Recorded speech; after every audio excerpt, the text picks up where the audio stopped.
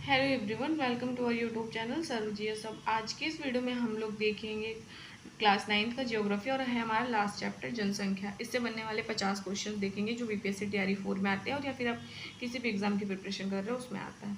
तो इसमें पहला जो क्वेश्चन है वो है भारत की जनगणना कितने वर्ष बाद होती है। देखो, भारत की जो जनगणना है ना वो हमेशा 10 वर्षों के बाद होती है। भारत की पहली जनगणना कब हुई थी? तो भारत की जो पहली जनगणना थी ये हुई थी 1871 में। 1871 में पहली जनगणना की बात हो रही है। अगर नियमित रूप से या फिर ढंग से कोई बात करेगा तो वो अलग हो जाएगी। स्वतंत्र भारत में पहली जनगणना कब हुई थी? स्वतंत्र भारत का मतलब है कि हमारा भारत जब आज़ाद हुआ था उसके बाद पहली जनगणना कब हुई थी? तो 1951 में हुई थी। तो इसका राइट आंसर ऑप्शन बी हुआ। भारत में जनगणना किस संस्था द्वारा कराई जाती है? भारत में जो जनगणना है वो ऐसा कौन सा संस्था है जो कराता है? तो गृह मंत्रालय। गृह मंत्रालय जनगणना कराता है। इसका राइट आंसर ऑप्शन बी हुआ। अगला है, भारत की जनसंख्या का सबसे अधिक घनत्व किस राज्य में है? देखो, भारत की जनसंख्या का अगर सबसे अधिक घनत्व की बात करेगा ना तो बिहार में है। बिहार का घनत्व सबसे अधिक है। भारत की जनसंख्या का सबसे कम घनत्व किस राज्य में? तो सबसे कम घनत्व राज्य पूछेगा। अब सबसे ज़्यादा पूछा है तो कम भी पूछ सकता है। तो सबसे कम अरुणाचल प्रदेश का है। अरुणाचल प्रदेश का सबसे कम है अरुणाचल प्रदेश। तो उसका राइट आंसर ऑप्शन हमारा सी होगा।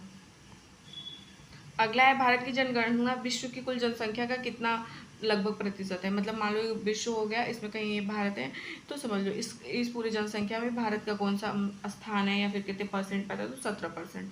तो इसका राइट आंसर ऑप्शन सी है। अगला है, भारत की जनगणना किस वर्ष से नियमित रूप से हो रही है? भारत की जो जनगणना है मतलब कौन से वर्ष से? तो 1881 से नियमित रूप से हो रही है। पुरुष महिला अनुपात क्या कहलाता है? पुरुष और महिला का जो अनुपात है वो क्या कहलाता है? तो लिंगानुपात ही तो कहलाता है।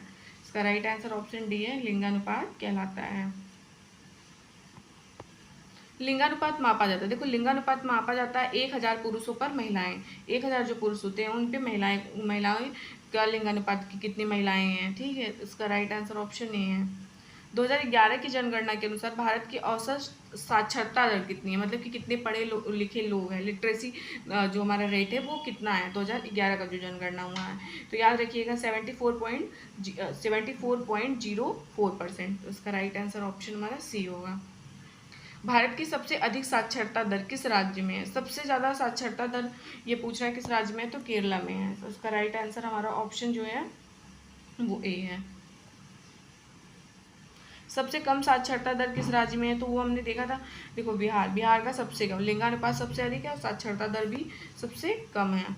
अगला है, कार्यशील जनसंख्या की अब जो आयु सीमा है क्या मानी जाती है? तो जो कार्यशील होती है जनसंख्या उसकी वाई सॉरी मतलब आयु जो एज होता है तो 15 से 59, ठीक है। 15 से 59, 15 to 59। तो इसका राइट आंसर ऑप्शन बी है। आश्रित जनसंख्या में कौन आते हैं? आश्रित जनसंख्या में बच्चे और वृद्ध आते हैं क्योंकि आश्रित होते हैं ना। तो इसका राइट आंसर ऑप्शन ए है। अगला है, बाल जनसंख्या किस आयु वर्ग को कहा जाता है? तो बाल जनसंख्या जो है ये 0 से 14 वर्ष को वायु वर्ग को कहा जाता है,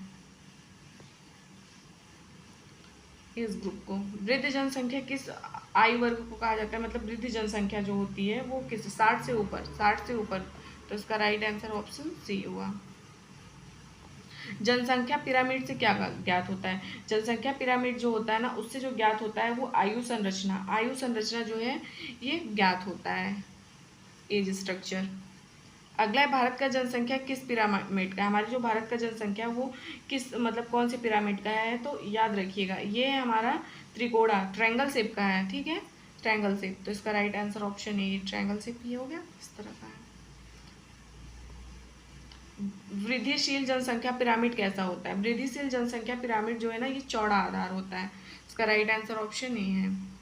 स्थिर जनसंख्या का पिरामिड कैसा होता है? स्थिर जनसंख्या का जो पिरामिड होता है वो चीज़ याद रखिएगा वो होता है आयताकार। इसका राइट आंसर ऑप्शन हमारा बी होगा। घटती जनसंख्या का पिरामिड कैसा होता है? जो हमारी घटती जनसंख्या है वो उसका शकरा आधारित होता है, ठीक है, शकरा आधारित, फिर आधार। इसका राइट आंसर ऑप्शन सी हुआ।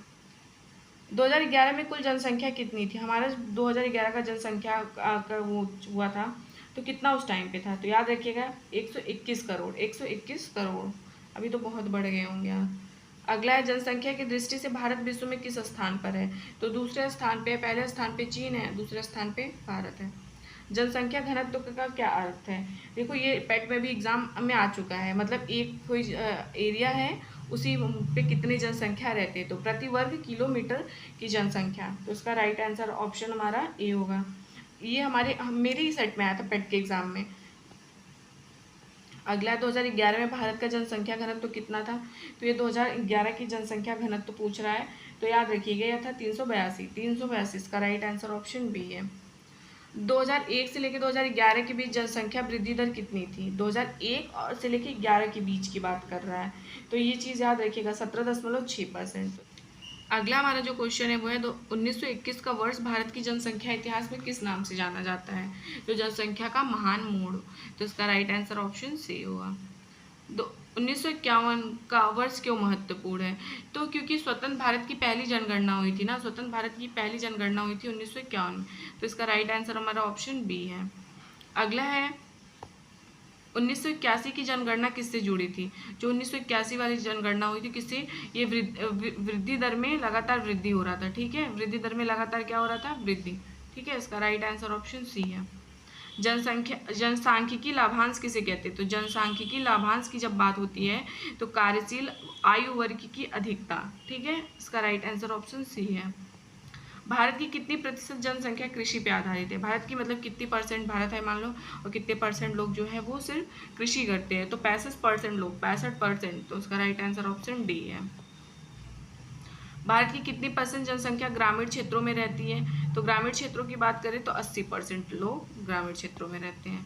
शहरी जनसंख्या का प्रतिशत क्या है? अगर ये 80% है तो जाहिर सी बात है यार, कितना बचेगा? 31%, ठीक है। तो उसका राइट आंसर ऑप्शन डी। प्रवासन जनसंख्या वृद्धि का कौन सा घटक है? प्रवासन जनसंख्या का जो घटक है यांत्रिक है, ठीक है। इसका राइट आंसर ऑप्शन सी हुआ हमारा। जन्म दर का क्या अर्थ है? जन्म दर का जो अर्थ होता है ना, प्रति 1000 व्यक्ति जीवित जन्म, ठीक है। इसका राइट आंसर ऑप्शन ए है। मृत्यु दर का है, मृत्यु दर का जस्ट उल्टा, प्रति 1000 में मृत्यु। तो इसका राइट आंसर ऑप्शन ए। प्राकृतिक वृद्धि दर कैसे निकाली जाती है? जो प्राकृतिक वृद्धि दर है वो कैसे निकाली? जन्म दर और मृत्यु दर से हमेशा निकाली जाती है। सबसे पहले मृत्यु दर जन्म दर देगा तो नहीं, जन्म दर टू मृत्यु दर। तो इसका राइट आंसर ऑप्शन ए है। भारत का सबसे अधिक शहरीकृत राज्य कौन सा है? भारत का सबसे अधिक शहरीकृत राज्य जो है वो गोवा है। इसका राइट आंसर ऑप्शन सी है। भारत का सबसे कम शहरीकृत राज्य कौन सा है? सबसे कम शहरी तो बिहार। तो इसका राइट आंसर ऑप्शन ए है। भारत का सबसे अधिक जनसंख्या वाला राज्य कौन सा है? तो आपको पता है ये उत्तर प्रदेश हमारा सबसे ज़्यादा जनसंख्या है। तो उसका राइट आंसर ऑप्शन हमारा बी होगा।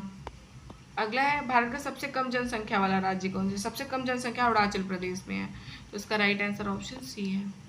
सबसे अधिक जनसंख्या वाला केंद्र शासित प्रदेश, सबसे अधिक जनसंख्या वाला केंद्र शासित प्रदेश तो दिल्ली है। तो उसका राइट आंसर ऑप्शन ए है।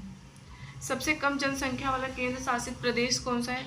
मतलब सबसे कम जनसंख्या कहाँ पे है? तो ये हमारा है लक्षद्वीप में। तो उसका राइट आंसर ऑप्शन बी है। अगला क्वेश्चन है साक्षरता दर मापने के लिए न्यूनतम आयु सीमा क्या है? तो 7 वर्ष है। तो उसका राइट आंसर ऑप्शन सी है। अगला है महिला साक्षरता दर सबसे अधिक किस राज्य में है? तो ये केरला में है। तो उसका राइट आंसर ऑप्शन ए है। अगला क्वेश्चन है कार्यशील आयु वर्ग की जनसंख्या लगभग कितनी प्रतिशत है? तो ये है 64%। तो इसका राइट आंसर ऑप्शन डी है। अगला है भारतीय किस दशक को मृत्यु दर घटने का दशक कहा जाता है? ऐसा कौन सा दशक था? तो 1941 से लेके 51 के बीच का। तो इसका राइट आंसर ऑप्शन सी है। अगला क्वेश्चन है भारत की जनसंख्या का सबसे बड़ा हिस्सा किस आयु वर्ग में है? तो सबसे बड़ा हिस्सा जो है 15 से लेके 59 तक है। इसका राइट आंसर ऑप्शन हमारा बी होगा। अगला क्वेश्चन है भारत की जनसंख्या नीति कब लागू की गई थी? तो ये लागू की गई थी 1952 में। इसका राइट आंसर ऑप्शन हमारा ए होगा। अगर वीडियोस पसंद आए तो प्लीज़ वीडियो को लाइक करिएगा, चैनल को शेयर सब्सक्राइब करिएगा। अब हम 10th क्लास का देखेंगे। Thank you.